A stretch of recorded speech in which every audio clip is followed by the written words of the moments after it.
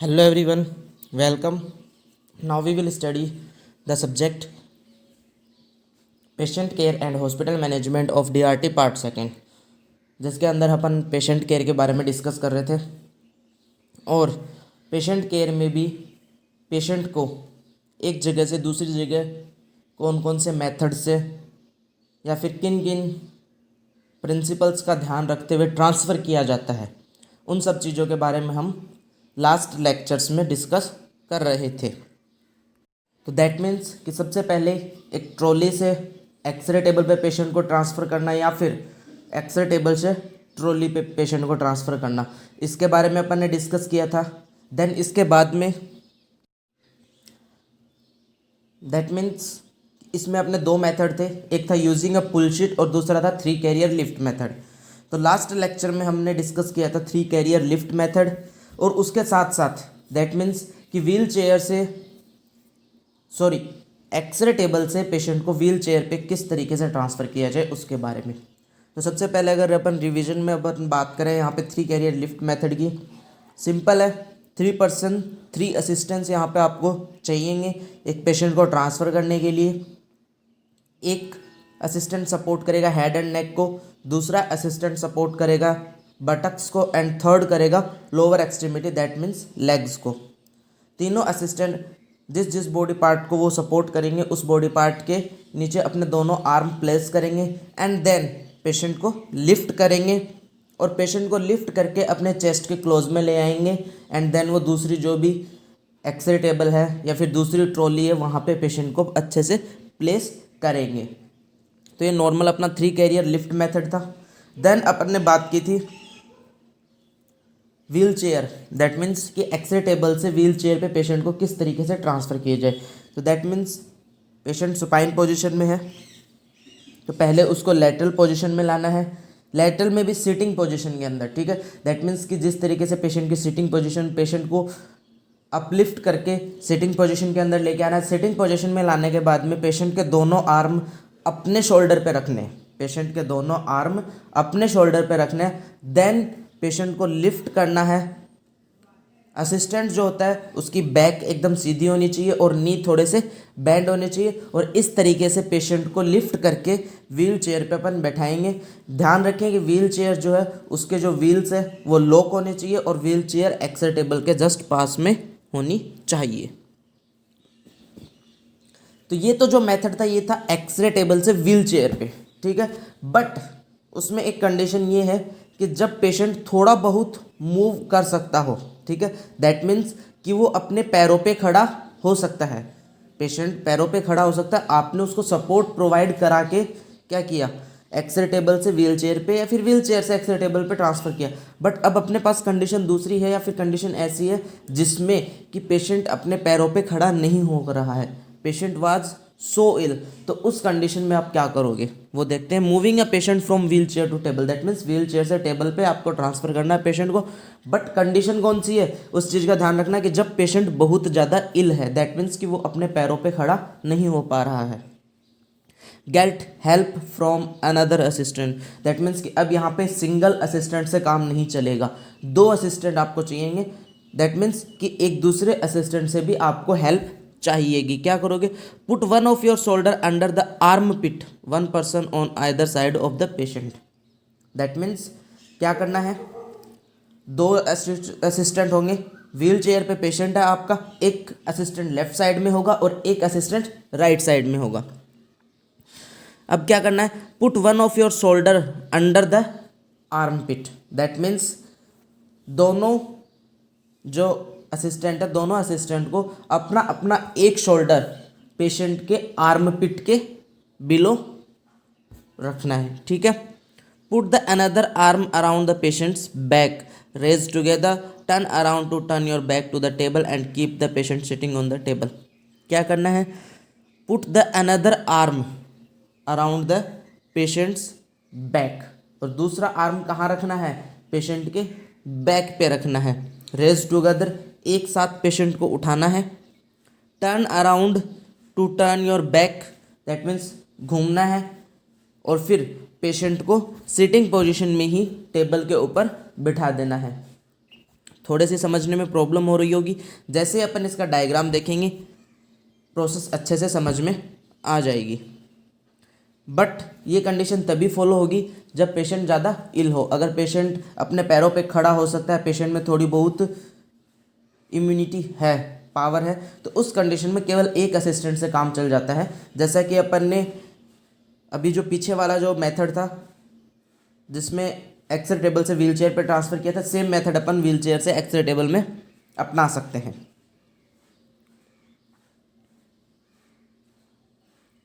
इसका डायग्राम देख लेते हैं ताकि ये जो प्रोसेस है ये अपने को अच्छे से समझ में आ जाए।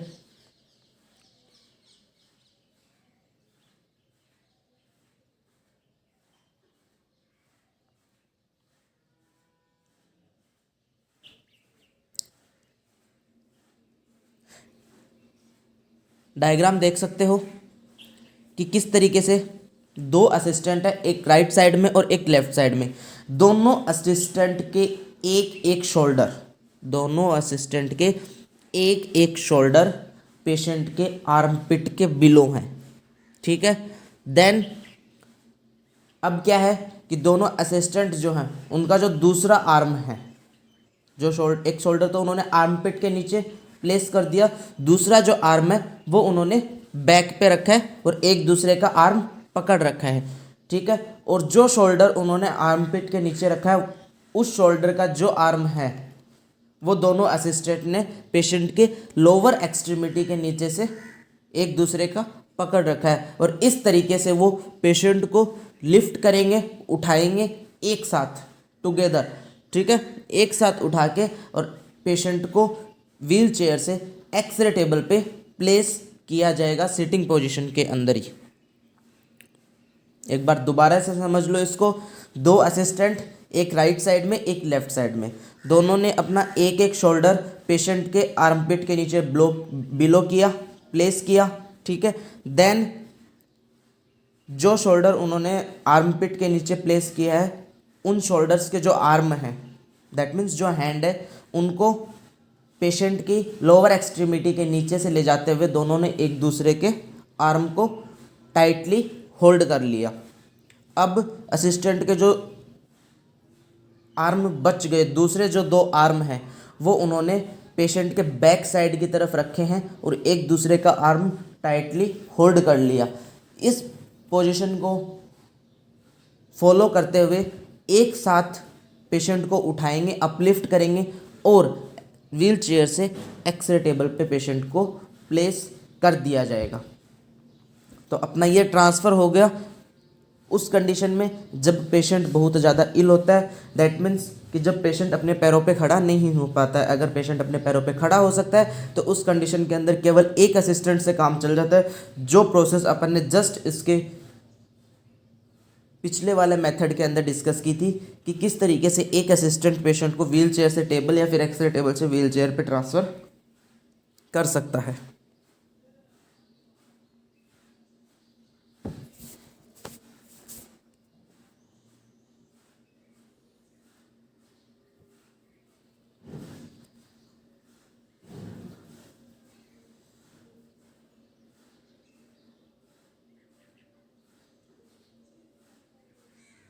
Now we will discuss about the some care, that means care of severely ill patients on the trolley and wheelchair at the radiotherapy department. That means patient अगर रेडियोलॉजी या फिर रेडियोथेरेपी डिपार्टमेंट के अंदर आता है और कौन से कंडीशन में कि पेशेंट या तो ट्रॉली पे है या फिर व्हील चेयर पे, तो उस पेशेंट की ऑब्वियस बात है व्हील चेयर या फिर ट्रॉली पे वो पेशेंट आता है जो बहुत ज़्यादा इल कंडीशन में होता है। तो उस इल कंडीशन के अंदर पेशेंट की केयर किस तरीके से की जाए उसके बारे में कुछ इंडिकेशंस है, उनको फॉलो अप करना है। तो वो इंडिकेशंस एक बार अपन पढ़ लेते हैं, डिस्कस कर लेते हैं। The patient must be covered with a sheet as much as possible. That means कि ऐसी कंडीशन में जो इल पेशेंट्स आते हैं वो कवर्ड होनी चाहिए एज मच एज पॉसिबल, जितना हो सके, ठीक है। किससे कवर करेंगे उनको? शीट से। अ कन्फ्यूज्ड, डिसओरिएंटेड और अनकॉन्शियस पेशेंट और child must never be left alone on a radiographic table और ट्रॉली। ऐसा पेशेंट जो कि कंफ्यूज्ड है, ठीक है, डिसओरिएंटेड या फिर अनकॉन्शियस और चाइल्ड, दैट मीन्स कि ऐसा पेशेंट या तो वो चाइल्ड है या फिर वो अनकॉन्शियस है या फिर वो डिसओरिएंटेड है या फिर कंफ्यूज, दैट मीन्स कि ऐसी कंडीशन कि अगर पेशेंट को आपने फॉर एग्जांपल अकेला छोड़ दिया तो वो वहाँ से फॉर एग्जांपल खड़ा हो जाए या फिर वो मशीन से उनको छेड़ने लग जाए, दैट मीन्स कि ऐसी कंडीशन कि जब उसको ये नहीं पता कि उसको क्या करना चाहिए और क्या नहीं करना चाहिए। तो ऐसी कंडीशन में जो इल पेशेंट्स होते हैं उनको कभी भी रेडियोग्राफिक डिपार्टमेंट या फिर रेडियोथेरेपी डिपार्टमेंट में अकेला नहीं छोड़ना चाहिए। Never be left alone on a radiographic table और ट्रॉली, उनको रेडियोग्राफिक टेबल या ट्रॉली पे कभी भी अकेला नहीं छोड़ना चाहिए, बिकॉज ऑब्वियस सी बात है पेशेंट मूव तो नहीं कर सकता, इल पेशेंट है, बट अगर उसने फॉर एग्जांपल वो सुपाइन पोजीशन में और उसने लैटरल पोजीशन ले ली अपने अकॉर्डिंग तो वो वहाँ से ट्रॉली से नीचे भी गिर सकता है। तो ऐसी कंडीशन में पेशेंट को कभी भी अकेला नहीं छोड़ना चाहिए। Patient who is unstable in shooting position should not be left alone on a wheel chair. यहाँ पे इसको एक बार करेक्ट कर लेना, सिटिंग पोजीशन आएगा, शूटिंग पोजीशन नहीं आएगा। Patient who is unstable in sitting position, that means कि व्हील चेयर पे जो पेशेंट है अगर वो सिटिंग पोजीशन में अनस्टेबल है, अनस्टेबल होने का मतलब ऑब्वियस सी बात है अगर वो अनस्टेबल नहीं होगा तो वो क्या करेगा, खड़े होने की कोशिश करेगा। और उसको व्हील चेयर पे अपन ने क्यों बिठाया है, बिकॉज वो इल है। तो दैट मीन्स अगर वो ऐसी कंडीशन में स्टैंडिंग होने की इच्छा रखता है तो वो क्या करेगा, जैसे आप अगर उसको अकेला छोड़ोगे तो वो स्टैंड होना चाहेगा और दैट मीन्स वो ज़्यादा इल हो सकता है। तो ऐसी कंडीशन में भी पेशेंट को अकेला नहीं छोड़ना है। Take special care when changing dress of patients with intravenous cannulas and drips, that means कि जब पेशेंट रेडियोलॉजी डिपार्टमेंट में आता है और अगर या फिर अपन बात कर सकते हैं वार्ड की भी, ये दोनों चीज़ों में ये फॉलोअप हो सकती है कि जब आप ऐसे जो इल पेशेंट्स हैं उनकी जब ड्रेसेस चेंज करते हैं, ठीक है, ऑब्वियसली बात है रेडियोथेरेपी डिपार्टमेंट में भी ड्रेस चेंज करनी पड़ती है, पेशेंट को गाउन पहनाना पड़ता है। तो दैट मीन्स कि ऐसी कंडीशन के अंदर ऑब्वियसली बात है इल पेशेंट्स हैं तो वहाँ पे कहीं ना कहीं उनके कैनुलाज लगे होंगे, ड्रिप्स लगी होंगी, तो उनकी स्पेशल केयर करनी है, उनका ध्यान रखना है कि वो कहीं पे डिस्टर्ब ना हो जाए, कैनुलाज या फिर ड्रिप्स डिस्टर्ब नहीं होनी चाहिए। Pay attention to patient with various drainage tubes, urinary catheters, IC tubes, colostomy tubes etcetera. अगर ऑपरेटिव पेशेंट है या फिर कोई और भी पेशेंट के ट्यूब्स लगी हुई हैं, जैसे कि example urinary catheter, urinary catheter किसके लिए होता है, यूरिन कलेक्ट करने के लिए, IC tubes, colostomy tubes etcetera, अगर इन सब जैसे ऐसी ट्यूब्स लगी हुई हैं तो उनकी भी स्पेशल केयर, दैट मीन्स कि उनका ध्यान रखना है। पे अटेंशन, उनकी तरफ भी अटेंशन होना चाहिए रेडियोलॉजी के वर्कर का, ठीक है, उनके अकॉर्डिंग अपन रेडियोलॉजी करेंगे या फिर रेडियोथेरेपी करेंगे। तो ये कुछ इंडिकेशंस है जो कि अपने फॉलो अप करने हैं जब पेशेंट व्हील चेयर पर आता है या फिर ट्रॉली पे आता है। तो यही है कि पेशेंट को कवर रखना है। दूसरा, पेशेंट को कभी भी अकेला नहीं छोड़ना चाहिए, वो कोई भी कंडीशन हो, उसके पेशेंट के कोई भी कैनुलाज, कोई भी ट्यूब्स, कोई भी ड्रिप्स लगी हुई हैं, उनको किस तरीके से अपन दैट मीन्स उनकी तरफ अटेंशन रखना है, उनका ध्यान रखना है, उनको छेड़ना नहीं है। फर्स्ट जो कंडीशन अपन ने बात की थी उसका डायग्राम शो किया गया है, keep the patient well covered and secured. जैसा कि आप देख सकते हो पेशेंट को कवर्ड भी कर रखा है और साथ ही साथ में जो ट्रॉली पे पेशेंट होते हैं उसको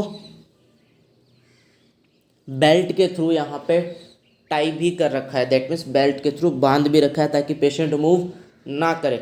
एंड ये कौन सी कंडीशन में बेल्ट के थ्रू, ये जो कंडीशन है ये कौन सी कंडीशन में किए जाते हैं, दैट मीन्स उस कंडीशन में जब पेशेंट अनकॉन्शियस होता है और वो मूव करने की कोशिश करता है, बट अगर मूव करेगा तो वो उसकी हेल्थ के लिए हार्मफुल होता है। ऐसी कंडीशन में पेशेंट को बेल्ट से टाई कर दिया जाता है।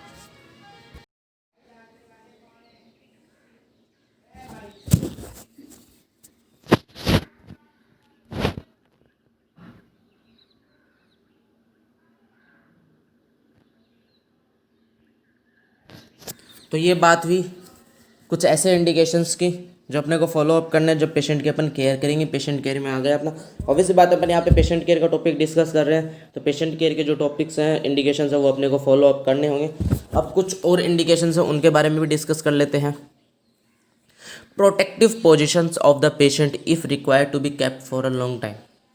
अब पोजिशंस के बारे में यहाँ पे डिस्कस किया गया है कि अगर पेशेंट को लॉन्ग टाइम तक रखना है तो कौन कौन सी पोजिशंस प्रोटेक्टिव होती है। फर्स्ट ऑफ ऑल, अगर अपन यहाँ पे सुपाइन पोजीशन के बारे में डिस्कस करें, सुपाइन पोजीशन सबसे पहले होते क्या है उसके बारे में डिस्कस करते हैं। Patient flat on the back, pillow may be placed under the head to tilt it forward, feet should be supported to prevent plantar flexion. That means कि कुछ नहीं है, नॉर्मल पोजीशन है पेशेंट की, नॉर्मल सुपाइन पोजीशन है। केवल और केवल यहाँ पे क्या क्या, patient flat on the back, back के ऊपर पेशेंट फ्लैट होगा। Pillow may be placed under the head to tilt it forward. That means कि हेड को थोड़ा सा फॉरवर्ड की तरफ टिल्ट करने के लिए हेड के बेलो साइड में, हेड के नीचे की तरफ पिलो लगा दिया गया है। Feet should be supported to prevent plantar flexion. Feet को सपोर्ट दिया गया है ताकि प्लैंटर फ्लेक्शन ना हो। जैसा कि आप डायग्राम में देख सकते हो कि फिट जो है वहाँ पे एक ब्लैक कलर का कार्डबोर्ड टाइप में कुछ लगा हुआ है जो कि उनको सपोर्ट प्रोवाइड कर रहा है।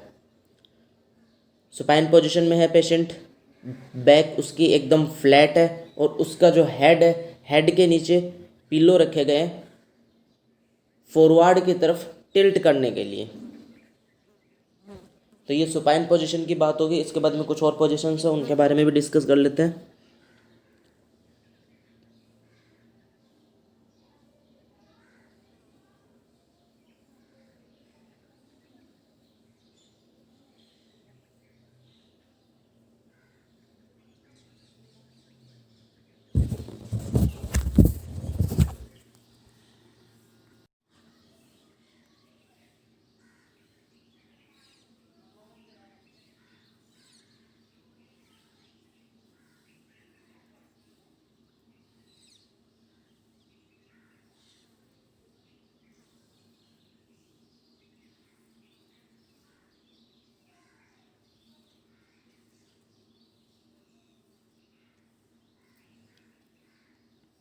Protective side line semi prone position, इसे कहा जाता है सेमी प्रोन पोजीशन।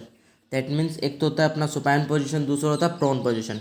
ठीक है, प्रोन पोजीशन एकदम ऑपोजिट होता है सुपाइन पोजीशन का, बट ये कंडीशन है सेमी प्रोन। दैट मीन्स जिसको अपन फॉर एग्जांपल जब अपनी रेडियोग्राफी करते हैं तो जिसको अपन ऑब्लिक पोजीशन बोलते हैं, जहाँ पे पेशेंट की बॉडी पार्ट होते हैं जो 45 डिग्री पे होते हैं, तो सेम कंडीशन यहाँ पे। दैट मीन्स कि सुपाइन पोजीशन से अगर लेटरल पोजीशन में पेशेंट को लेके आना है तो 90 डिग्री पे होना चाहिए पेशेंट का बॉडी पार्ट, और जब यहाँ पे आप सेमी प्रोन में लेके आओगे that means 45 degree. Patients lies on either side with a pillow for support under the head and neck. That means कि उसके हेड और नेक के नीचे क्या होने चाहिए, पिलो होने चाहिए सपोर्ट के लिए। और patient lies on either side, that means या तो वो लेफ्ट साइड के अंदर लेटेगा या फिर वो राइट साइड में लेटेगा, जैसा कि आप डायग्राम में भी देख सकते हो। The upper arm and the leg supported on pillow, और जो अपर आर्म और जो लेग्स हैं वो भी पिलोज के थ्रू सपोर्ट किए जाते हैं। ये कंडीशन तब फॉलो अप की जाती है जब जो पेशेंट की बैक होती है, ठीक है, दैट मीन्स कि ऐसी कंडीशन की जब आप बैक को या फिर बैक के ऊपर लोड नहीं लाना चाहते। दैट मीन्स कि सेमी प्रोन पोजीशन में क्या रहता है, पेशेंट की जो बैक है उस पर कोई भी लोड नहीं रहता है। ठीक है, तो ऐसी कंडीशन में patient protective side line position इसको कहा जाता है, सेमी प्रोन पोजिशन भी इसे कहा जाता है।